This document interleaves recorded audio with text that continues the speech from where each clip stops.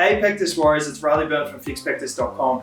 In today's video, I want to talk about the top 3 worst exercise mistakes you could be making if you're training to fix your Pectus Excavatum in the gym. So the first mistake is too much chest and not back.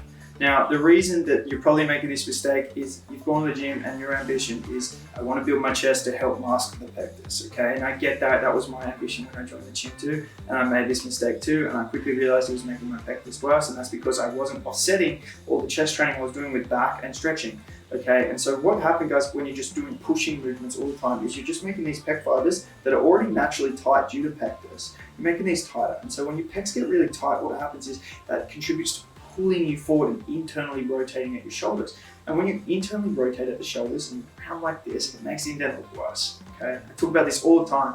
It's super important. And so how we offset the tightness of the pecs is we make sure we're strengthening the back. And when we strengthen the back, when you pull these shoulders back, that will make your pectus look so much better, okay? That is really key, okay? And so you need to make sure when you're starting, you're at least balancing chest to back, if not doing more back than chest. Okay, that way you can be safe and make sure you know you're offsetting all the chest with pulling.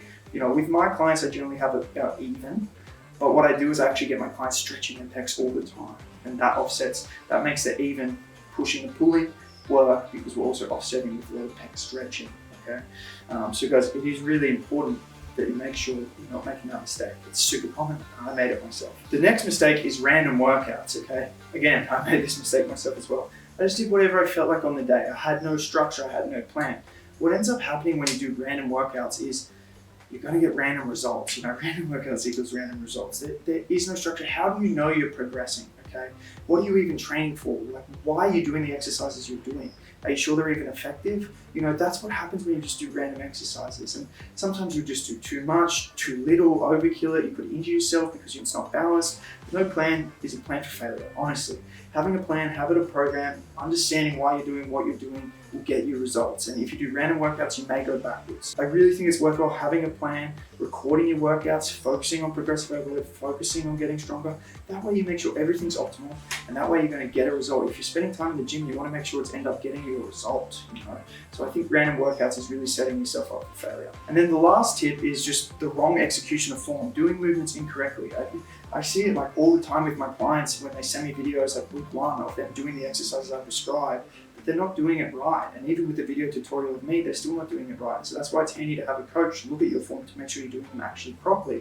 And guys, the difference between doing a movement properly and improperly in terms of muscle activation and therefore growth is tremendous, like tenfold. It makes such a big difference, okay? Specifically when we're trying to target some really key areas when it comes to pectus, okay? So it is very important you're doing things properly, also for injury prevention and for optimal muscle growth, okay? And so I see it too often, people rushing reps, not having a controlled tempo, not having a mind-to-muscle connection, and also a big thing I see with people with pectus due to the posture being all rounded in is like this shrugging technique, okay? They shrug when they row. They shrug when they do a pull down, and they shrug when they press. This shrugging posture is exactly what we're trying to fix when it comes to making your pectus less noticeable with this, okay? It's a big part of the posture piece of this pie. And so we need to start learning to do our exercise with our shoulders back and down with the proper mind-to-muscle connection form. We need to start pressing like that as well to engage our chest better, engage our lower chest. I've actually made a video on this. One bonus tip for a big mistake you could be making is just not training with enough intensity. Again, when I see my clients send me videos of themselves, I'm like, where's the intensity, okay? Guys, you really need to be training, especially if you're more experienced, you need to be training close to failure, okay?